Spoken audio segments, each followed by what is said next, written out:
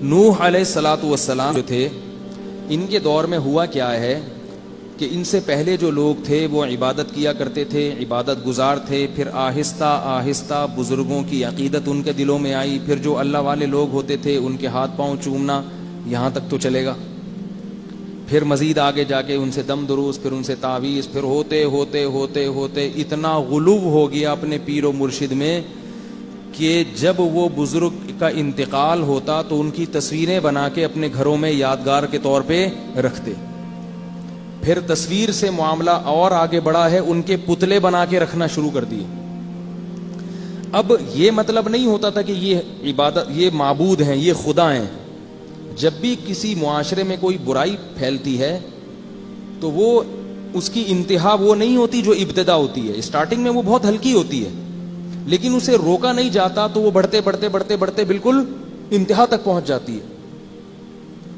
تو اب کیا ہوا کہ ود، سوا، یغوث، یعوق اور نصر، یہ 5 بڑے بڑے بزرگ تھے. ود، سوا، یغوث، یعوق اور نصر، یہ 5 بڑے بڑے بزرگ تھے.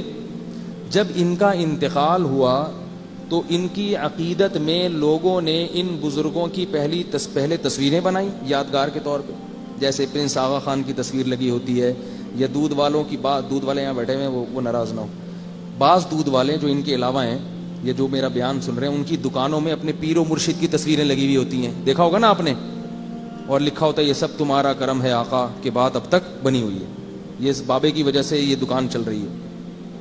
تو یہ وہ عقیدت میں غلو ہے، اس لیے شریعت نے تصویر سازی کو حرام قرار دے دی. نوح علیہ السلام کے دور میں کیا ہوا، انہوں نے ان کی تصویریں بنائی بزرگوں کی، اور پھر ان کی مورتیاں بنا لی. یہاں سے بت پرستی کا آغاز ہوا تھا. یہ اسلامی یعنی اس کائنات میں یا اس زمین پہ پہلی دفعہ بت پرستی کی ابتدا ہو رہی تھی، اور اس کا مقصد ان مورتیوں کی عبادت کرنا ہرگز نہیں تھا. وہ لوگ جانتے تھے کہ ان مورتیوں کو ہم نے اپنے ہاتھ سے بنایا ہے، یہ بھلا ہماری کیا بگڑی بنا سکتے ہیں.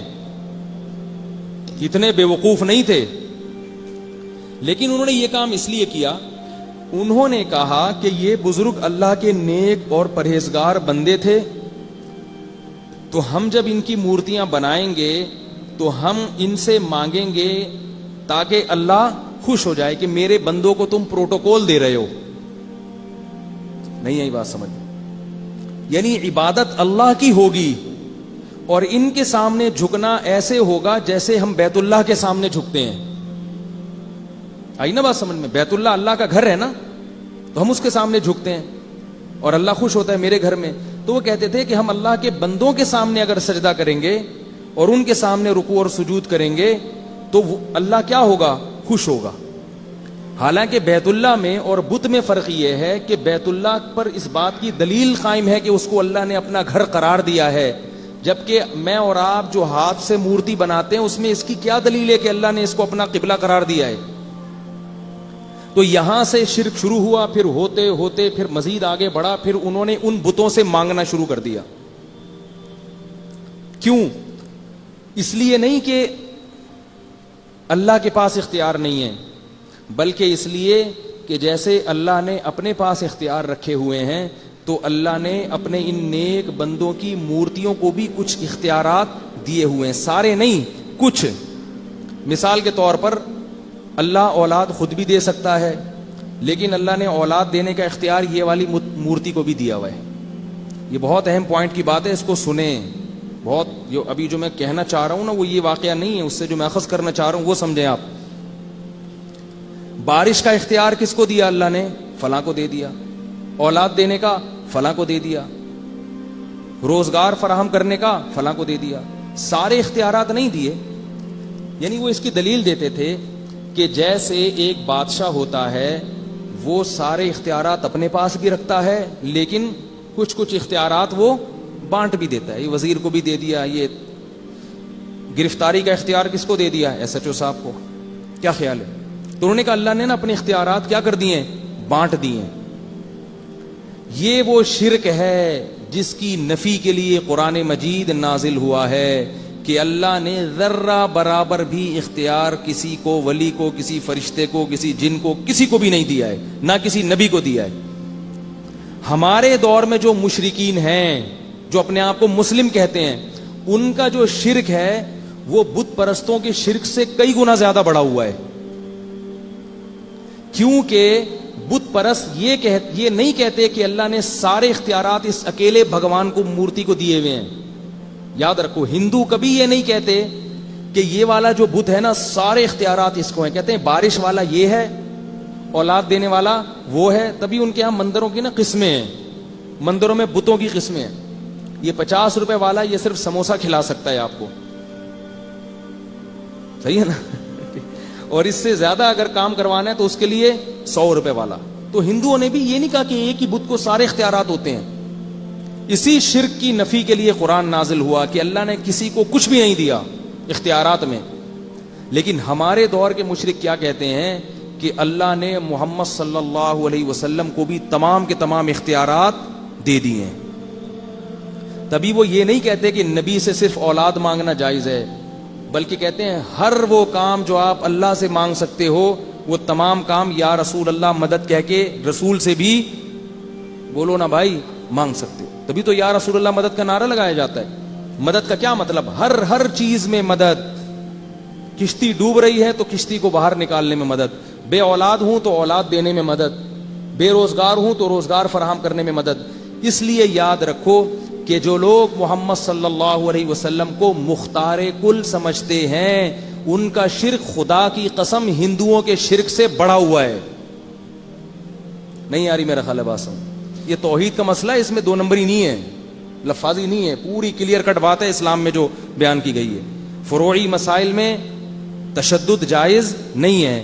عقیدے کے معاملے میں 2 ٹوک عقیدہ ہونا چاہیے آپ کا۔ اگر اس میں آپ نے ذرا لچک دکھائی تو آپ بھی الٹے لٹکے ہوئے ہوگے قیامت کے دن۔ امام ابو حنیفہ سے کسی نے پوچھا، ان کا مذہب ہے کہ اگر کسی نے پوچھا کہ اللہ کہاں ہے اور وہ کہے مجھے پتہ ہی نہیں ہے، انہوں نے فرمایا وہ اسلام سے خارج ہے۔ اور اگر یہاں تک منقول ہے کہ اگر کسی نے نبوت کا دعویٰ کیا اور ایک آدمی اس جس نے نبوت کا دعویٰ کیا اس سے تحقیق کے لیے جا رہا ہے کہ یہ سچا ہے یا جھوٹا، تو یہ تحقیق کرنے والا بھی اسلام سے خارج ہو جائے گا، اس لیے کہ اس کو محمد صلی اللہ علیہ وسلم کے آخری نبی ہونے میں شک کیوں پیدا ہوا؟ نہیں آ رہی یار، چھوڑ۔ اچھا یہ میرا تقیہ کلام ہے، بہت سے لوگ اسے، میں خود بھی پریشان ہوں، میں اپنا کبھی بیان سنتا ہوں کہ تو بھائی آ تو رہی ہے، کیوں بار بار ایک بات کہہ رہے ہو؟ کیونکہ میں بھی ایسے سن رہا ہوتا ہوں نا جیسے مجھے کوئی سمجھا رہا ہے، تو جب پوچھتا ہوں نا میں آ رہی ہے، تو کہتا ہوں بھائی آ رہی ہے یار آگے چلو۔ تو یہ میں نکالنا چاہ رہا ہوں لیکن اب آہستہ آہستہ نکلے گا۔ بڑے بزرگ بھی بیٹھے ہوئے ہوتے ہیں، وہ کہتے ہیں یار ہمیں آپ کیا سمجھتے ہو گے، اب ہم سمجھ میں نہیں آ رہی۔ تو اس لیے یاد رکھو یہ بڑا خطرناک شرک ہے، خطرناک شرک ہے۔ نبی کو مشکل کشا سمجھنا، حاجت روا سمجھنا، یا کسی قبر پہ جا کے یہ سمجھنا کہ یہ بابا میری بگڑی بنا دے گا، انسان اس سے اسلام سے خارج ہو جاتا ہے۔ اور اللہ نے قرآن میں جگہ جگہ فرما دیا ہے کہ مشرک کی پر جنت میں نے حرام کر دی ہے۔ اگر مشرک کے لیے اللہ کے دل میں کوئی نرمی کا گوشہ ہوتا تو اللہ سب سے پہلے محمد صلی اللہ علیہ وسلم کے چچا ابو طالب کو جنت میں بھیجتے، اور ابراہیم علیہ السلام کے والد آزر کو اللہ جنت میں بھیجتے۔ اللہ نے کہہ دیا کہ اے ابراہیم تمہارے باپ کے لیے تمہیں دعا کرنے کی اجازت نہیں ہے۔ ابراہیم علیہ السلام نے اپنے والد کے لیے استغفار کیا تھا اللہ سے، اللہ نے کہا پابندی لگا دی، نہ نہ نہ یہ مجھے مانتا ہی نہیں ہے، میرے ساتھ کسی اور کو شریک۔ یہ نہیں ہوتا کہ اللہ کی نفی کر رہے ہیں، نہ نہ اللہ کو بھی مانتے ہیں لیکن ساتھ ساتھ دوسروں کو بھی۔ اللہ کہتے ہیں یہ مجھے قبول نہیں ہے۔ یہ بڑا غیرت کا معاملہ ہے اللہ کی۔ یہ بالکل ایسے ہے جیسے کوئی عورت اپنے شوہر کو کہے کہ میں آپ سے بھی محبت کروں گی جیسے شوہر سے کی جاتی ہے، اور وہ جو کلیم بھائی ہے نا، یہ وسیم بھائی محلے میں، وہ بھی مجھے ایسے ہی لگتے ہیں جیسے میرے شوہر ہوں۔ تو غیرت مند آدمی کیا کہے گا؟ طلاق دے کے بولے گا جب اسی سے شادی کر لے بھائی تو جا کے۔ کیا خیال ہے؟ یہ مسئلہ غیرت کا ہے، اس میں اللہ تعالیٰ نے مغفرت کا آپشن نہیں رکھا، اس میں اللہ تعالیٰ نے یہ بتایا کہ یہ میری غیرت کا معاملہ ہے۔ اور قرآن میں آتا ہے کہ جب یہ لوگ جہنم کی آگ میں جلیں گے تو اللہ کہیں گے کہ جیسے تم مدد کے لیے دنیا میں دوسروں کو پکارا کرتے تھے تو آج اس آگ سے بچنے کے لیے بھی انہی کو پکارو.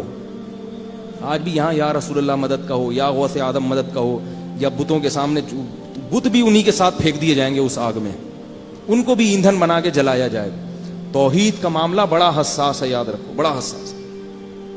ہاں یہ ضرور ہے کہ بہت سے توحید پرست بزرگ ہوتے ہیں ہمارے اکابر میں سے, ان کی تحریروں میں کچھ ایسا کلام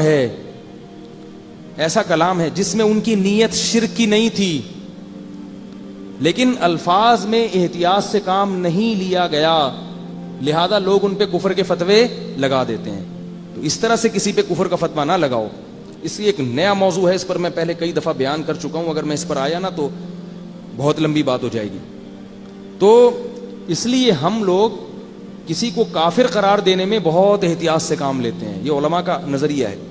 اب مثال کے طور پر ایک آدمی کسی کو کہتا ہے یہ مشکل کشا ہے. اب یہ لفظ تو شرکی ہے, مشکل کشا تو صرف کون ہے؟ اللہ. لیکن ہم اس سے پوچھتے ہیں کہ مشکل کشا کا مطلب کیا تھا؟ وہ کہتے ہیں میرا مطلب یہ ہے کہ جب بھی مجھے کوئی پیسوں کی ضرورت پڑتی ہے مجھے پیسے لا کے دے دیتا ہے, میری بائک پنچر ہوتی ہے تو میری بائک پہ پنچر لگوا کے آ جاتا ہے, تو یہ میری مشکلوں کیا کر رہا ہے؟ دور کر رہا ہے. یہ تو پھر شرک نہ ہوا نا. بعض دفعہ ہمارے اکابر نے اہل اللہ کو اس معنی میں مشکل کشا کہا ہے, حقیقی معنی میں مشکل کشا نہیں کہا. لہذا بعض لوگ کیا کرتے ہیں, ہمارے اکابر کی کتابوں سے ایسے مبہم الفاظ نکال کے ان پہ کفر کے فتوے لگاتے رہتے ہیں, جبکہ ان کی پوری زندگیاں توحید کی اشاعت میں اور توحید کی پرچار میں گزر گئیں. تو اس لیے اس میں اعتدال سے کام لینا ضروری ہے.